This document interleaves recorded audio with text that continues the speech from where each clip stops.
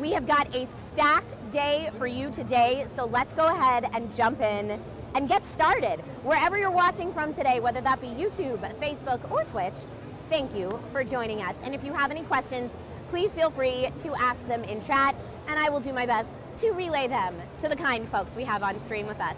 So without any further ado, I would like to bring up to the stream the one and only Alex from Intel. Alex, welcome to the stream today. Good morning. Yay! How are you doing today? Thank you guys. Thank you. I'm good. It's early. How are you doing? I had my coffee, maybe one too many, but I'm very excited to be here in Computex, this beautiful city of Taipei. Yeah. You can tell I had too much coffee. I'm gonna slow it down. I love that you had too much coffee because then you're gonna match my energy level and we're ready to go. I completely agree, but it's a hard thing to do.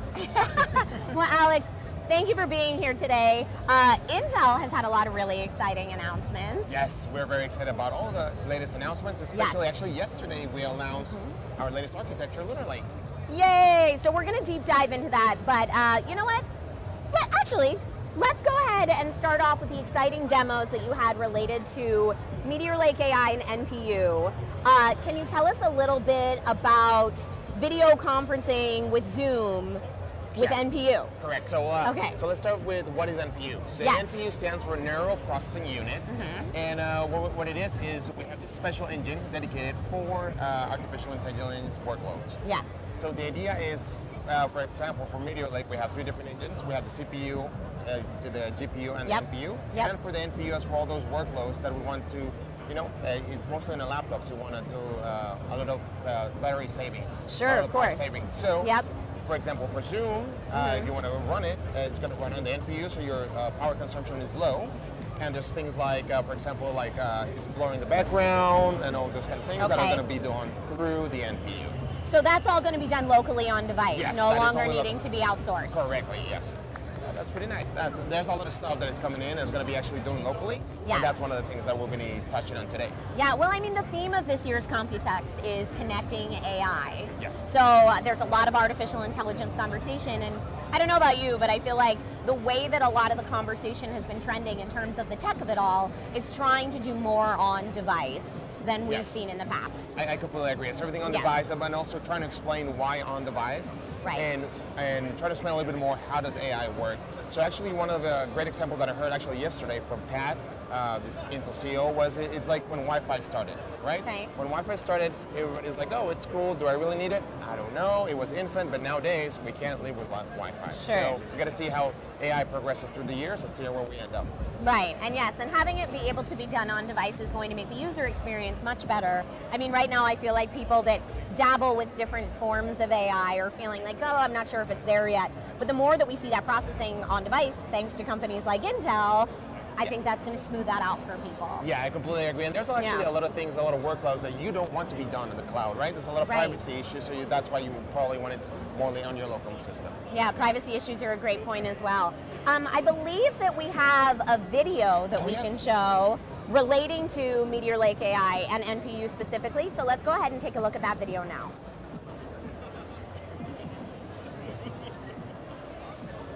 All right. Perfect. Hi, I'm Alejandro Hoyos, and today we are at ITT here in Taiwan. Yeah, sorry, I should have told you that. Middle camera. Different demos that are being shown here. Oh, nice that happened while we're in video. Hi, Joe. How's it going today? Hi, thank you, Alejandro. Thank you. So tell us what we have here. I see 2 amazing and very beautiful computers, but one's called, I guess, Lunar Lake and Meteor Lake, but tell us more about it. Thank you, Alejandro. What we're showcasing here is hardware power collected at the USB charging port here on a Meteor Lake OEM system and a pre-production Lunar Lake system. These are live power readings, so fingers crossed they'll continue to hold. But we have YouTube AV1 4K here on both systems, and you can see that power improvement here between Lunar Lake and Meteor Lake. All right, so you're doing is playback from each one of them, and they're being captured in another system, and they're just being displayed here, live powerment over there. And so tell me, 4K, how come Lunar Lake's power measurements are lower than Meteor Lake's? Yeah, great question. So one of the improvements here on Lunar Lake is that increased low power island. So on Meteor Lake, we had 2 Crestmont cores. On Lunar Lake, we have increased that to 4 Skymont cores, also wider, deeper cores, and also have L2 cache on them. So they're able to contain a lot more workloads within them, one of them being 4K AV1 here. Right. So yeah, the first time in Meteor Lakes, when the first time we introduced the low power island, which you can do all these type of workloads. But here for Lunar Lake, we have actually done a lot of improvements on the e-cores and also the low power island. Therefore, we have more workloads that can be sent to there. Correct? Correct. On Lunar Lake, we're able to contain a lot more workloads on that low power island, never having to turn on the other compute tiles. Nice. And yeah, for Lunar Lake, one of the things is we're looking for performance and power savings. Correct. Oh, this looked great, man. Thank you so much. Appreciate Thank it. you, Alejandro. Appreciate it.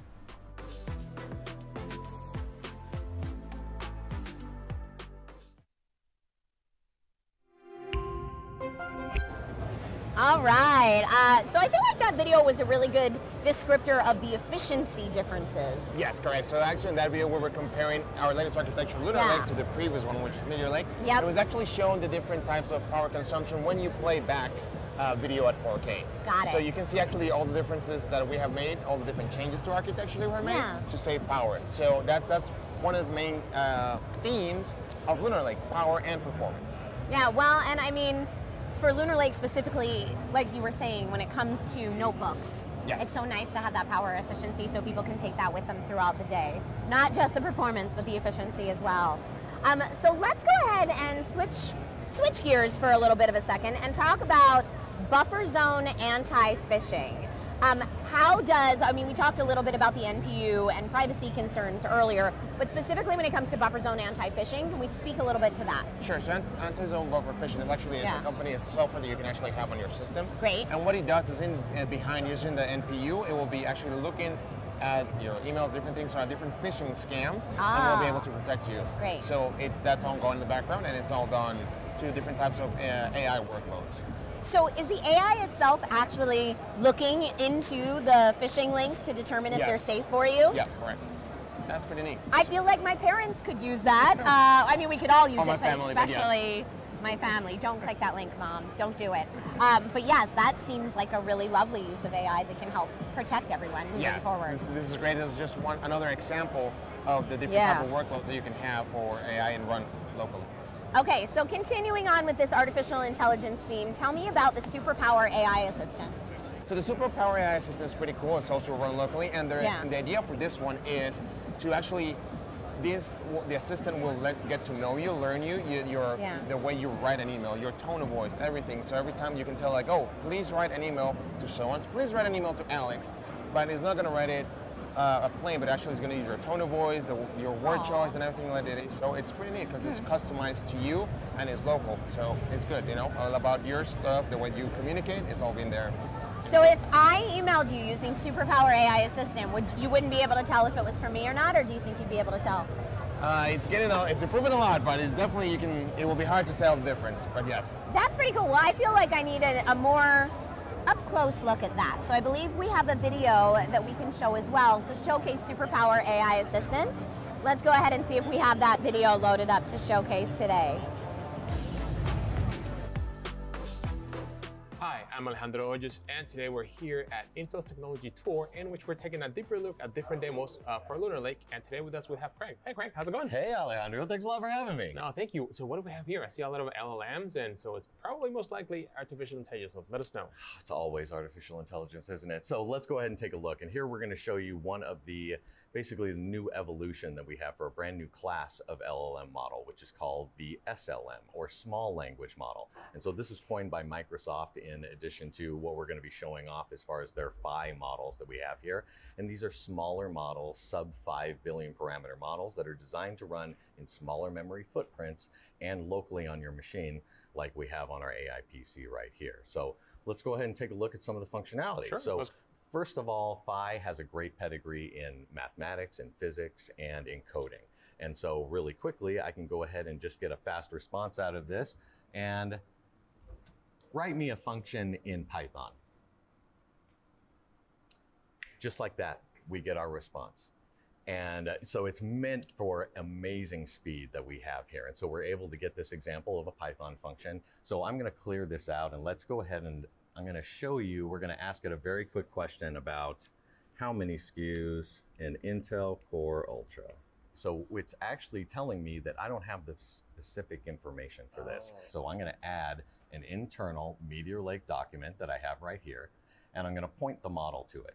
And so it's gone ahead and loaded that up, and then I'm going to go ahead and enable the RAG pipeline here. And so when I ask it the exact same question, now it's going to go ahead and immediately give me the HSQs that I have that are available here. So I don't have to retrain the model continuously to do this. I can take an amazing base model like Phi and then be able to add my own data sources to it. And again, that prevents any erroneous information that we would have here, because I know it's getting the correct data because I pointed it to it.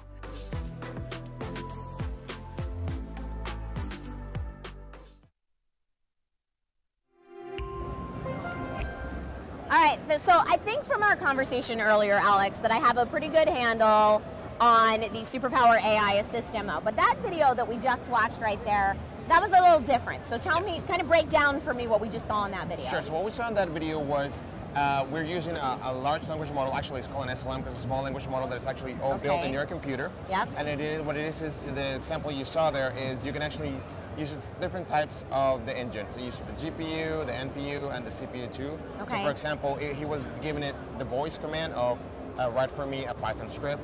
So it will use Whisper, and Whisper will use the NPU to transcribe that to get to do the search. Okay. Yeah, so it's pretty cool. So then it will spit out the script that you want to do. The other thing that he was actually talking about is like you can teach it, you can create your own database of things that you want to teach it. So the first example was he was asking for different types of processors, but since it's run locally, he doesn't go to the internet to look at it, so he didn't know what they were. I see.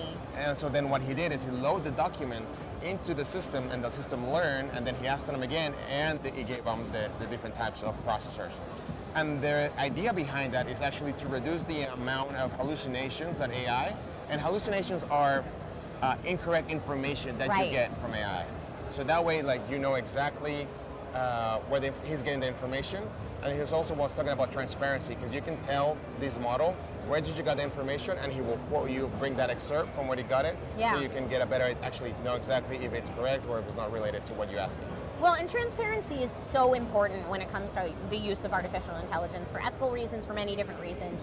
But also, I'm glad that you brought up that with these different models, you need to teach it what to do. I think there's this kind of overriding idea that AI is just going to be these kind of human-esque supercomputers that we can just ask it to do something and it will do something. But I do think it's important to have that conversation that we need to teach it before it can do it. Exactly, correct. So we need to teach it the right things, the right information. Like, you know, like they tell us in school, like if you get trash in, you get trashed out. So you got to make sure that the information that we're fitting in is correctly. And like for this type of example, you have control of what information, so you know that it's some good information that's coming in and coming out. Yes, when you know what's going in, you will not get a recommendation to put glue on pizza. Exactly, you do not do that. No, don't do it, folks. Okay, awesome. So we're seeing some of the ways that this is incorporated. I see Nuru says, fancy seeing Alex here. Alex is here on the stream. It's true. For those of you just joining us, I'm here with Alex from Intel, and we're discussing a lot of the demos that Intel's really been showing off this Computex.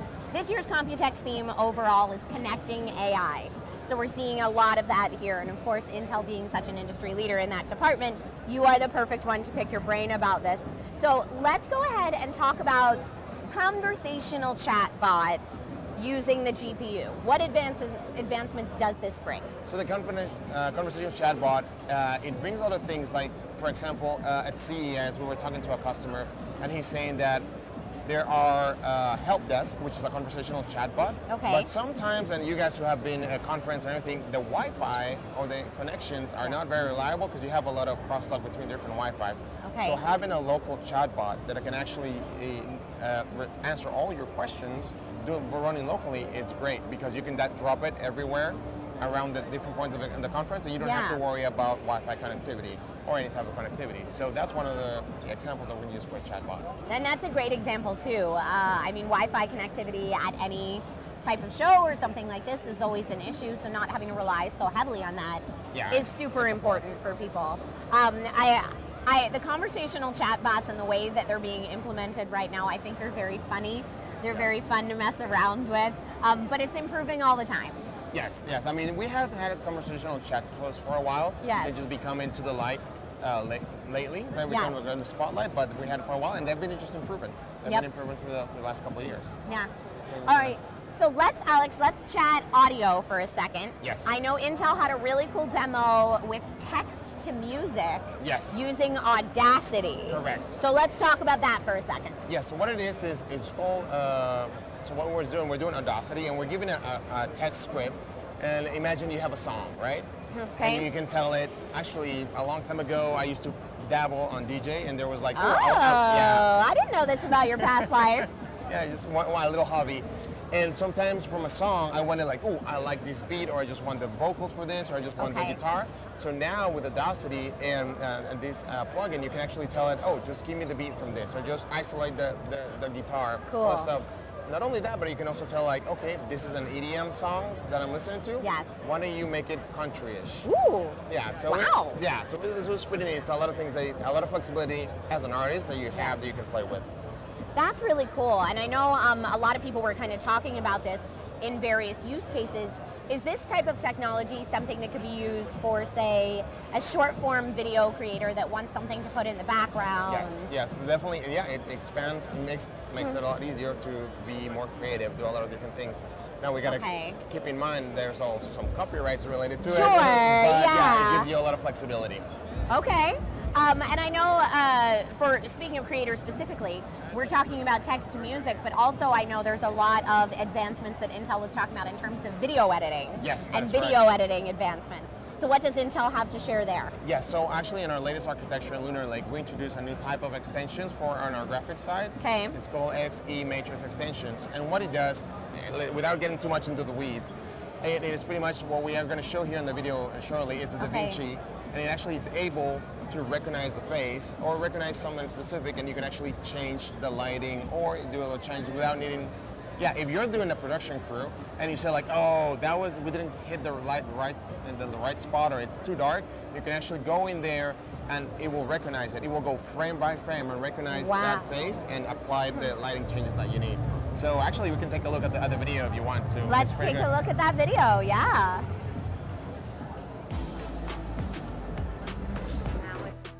I'm Alejandro Hoyos, and today we're here at the Intel Technology Tour in Taiwan, and we're taking a closer look at different demos that we have.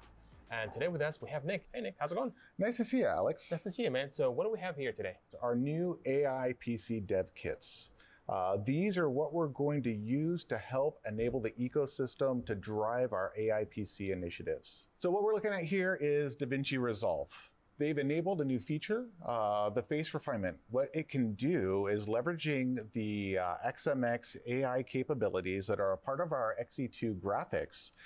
It can first recognize the screen. You can see that blue bounding box that it's put over there.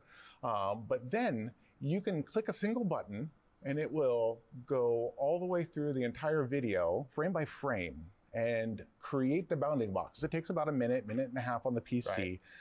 And you can see that now we have that mask, which enables me to leverage effects features like skin texture. And so since it's gone frame by frame, creating that mask, now it'll do it throughout the entire video. So if I change the lighting, I can scrub this entire timeline and you'll see that it's following the face, and we can make those changes in very little time. That is pretty impressive, and especially because you have to look at each frame and actually apply those changes to each frame. But I guess the biggest thing is recognizing the face and able to okay, this is what we need, this is what we need to do for. Exactly. Instead of going frame by frame and manually mapping out and creating the mask of the frame, you can use it with AI and have it do it for you. That is awesome. So this is taking a great advantage of the XE2 cores, the XMX extensions that we have there that we've implemented on Lunar Lake. Absolutely.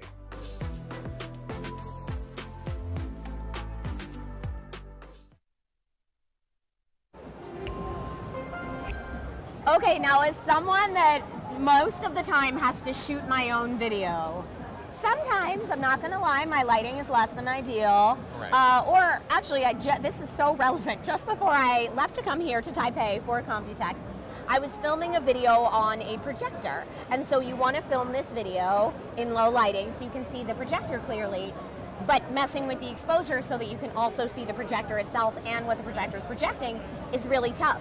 Is that a use case that you think this could help out in? Yeah, that's definitely something you can look like. If you want to see, like they want to see your face and the projector, then you can shoot I will probably shoot like you can see the projector. Yes. And then come back and fix it so you can actually see this lovely face also talking about. Yeah, when you're a one-woman team, honestly, that could be very helpful. That's awesome. Very impressive, very impressive. We'll see. We'll see when the final video comes out, folks. But yeah, so let's go ahead. That was fascinating. Let's go ahead and talk about Lunar Lake. Sure. So what can you tell us about Intel's vision and strategy specifically for Lunar Lake? Yeah, so Lunar Lake is, the strategy and vision for Lunar Lake is for thin and light laptops. And also taking a hard look at when it comes to power and performance. Okay. So we're making sure all the changes, all the architectural changes, all the different things that we did for Lunar Lake, we're thinking about battery savings and also performance. Yes. So it's a difficult balance because they're in the opposite side, but that's what we're looking at both. So we still implemented a lot of technologies that we have done before. So for example, we launched in Meteor Lake, we had the different tiles. Yes. So we're doing the same thing here. We have 2 tiles. Okay. We also have the hybrid architecture, which we have 2 different types of cores. We have a P core and we have an E core. So the same here, we have this. We have the NPU, right? Because we've seen that AI, and there's a lot of applications that are coming up, so we have there. And we have done a great improvement on our graphics. We have redesigned all the cores. They used to be called XE, and now we have the XE2 cores. And these are pretty exciting because not only they're going to be used in Lunar Lake, but they're also going to be used later on in something called Battle Mage. I don't know if you guys know about that. I haven't heard about it, but yeah. So it's pretty exciting. There's a lot of changes. It's not that often that you see a whole a redesign of a processor from one year to another. Yes. Usually just see like incremental changes, but this one was like pretty much like around 95% of completely redesigned for this processor. That's exciting. I mean, a lot of times, we were talking about this yesterday, but a lot of times at these shows, we see a lot of evolutionary upgrades. So when we're able to highlight something that is really brand new or mostly new, that's really exciting. Yeah, I was really excited actually, especially when I got to see the first the processor. Okay. I was like, oh my god, the memory is on top of the processor, and I was like, whoa, the memory RAM is in there. So I was like, wow. And that's also kind of showing why we're looking more into power, because when you have the memory on the processor, you're wasting less power sending it across the motherboard. Of course, yeah, that makes sense. And in terms of the new graphics improvements, we were having a conversation yesterday about maybe even starting to change that conversation around gaming, where, especially here at Cooler Master, you know, a lot of us are thinking, well, if I want to game, I obviously need dedicated graphics. Yes. But if you need to take your on-the-go system and want to run a quick game, we're getting more to kind of the time where that's something you could consider. Yes, exactly. So like built-in graphics right now make up like huge leaps and bounds. Yes. And we can see now from the last couple of years. So yeah, I remember a long time ago, just built-in graphics was a little challenging to play some games, but now that definitely changed, and it's pretty exciting times. Yeah, before it might be, you know, a Stardew Valley on an airplane, and now maybe a Baldur's Gate. Yes, exactly. Or you can actually, I was playing Assassin's Creed and also Prince of Persia on a little handheld. Yeah, that was nice. Oh, I love the handhelds. We could talk about the handhelds all day. Yes. I'm way into the handhelds. But honestly, when you have a long flight and you want a game to get through your flight, you need the efficiency and the power to make that happen, which is exactly what we're talking about. Yes. And that's one of the reasons we designed some of our cores. Well, actually both of them, but the efficiency core has been redesigned for a lot of power management, but also the performance. Yes. It's pretty interesting. That's kind of the unsung hero of the whole Lunar Lake. I mean, there's a lot of things. There's a lot of technology. I don't want to just focus on one. There are many unsung heroes of Lunar Lake, is what we're learning. Thank you. All right. Well, I mean, this is really exciting stuff. Is there anything in particular we can look toward the future from Intel that you can talk about? I know there's a lot you probably can't talk about, but what can you tease for us? So what can tease for you guys? So I already did a little tease about Battle Mage, so keep your eyes out. You know, it should be coming. It's also using the same XE2 core architecture from the graphics that is implemented in Lunar Lake. Yeah. Also, take a closer look as the P cores that we have here and the E cores. Yeah. P cores are called Lion Cove and E cores Skymon. Those were designed also thinking scalability, hint. So maybe you'll see them later on or something like that. But yeah, so there's a lot of things going on over there. So it's pretty neat. Well, we appreciate the tease and the inside look at everything, Alex. You're the absolute best. Chat, if you have any questions for Alex, this is your last opportunity. But honestly, you are the go-to guy when it comes to questions about Intel. So thank you, thank you so much. for taking time out of your very, very busy Computex schedule to come by the Spark and chat with all of us today. This was lovely. No, thank you so much for having me. Thank you, Cooler Master. This is great. I love to see you. It's been a while, but it's great to see you too. I know. Alex and I are good friends. It's so nice to catch up. That's one of the other things that Computex is so good for, right? I love it. Catching up with everybody else you haven't seen in years. It's awesome. It is. So in an effort to bring a little Computex to you, Alex and I are hanging out with you now as if you were at Computex with us. All right, folks, thank you so much for hanging out with us for a little bit. Again, thank you, Alex. You are amazing. Folks, don't go anywhere. We will be back approximately on the hour with some more awesome interviews and inside looks, so stay tuned.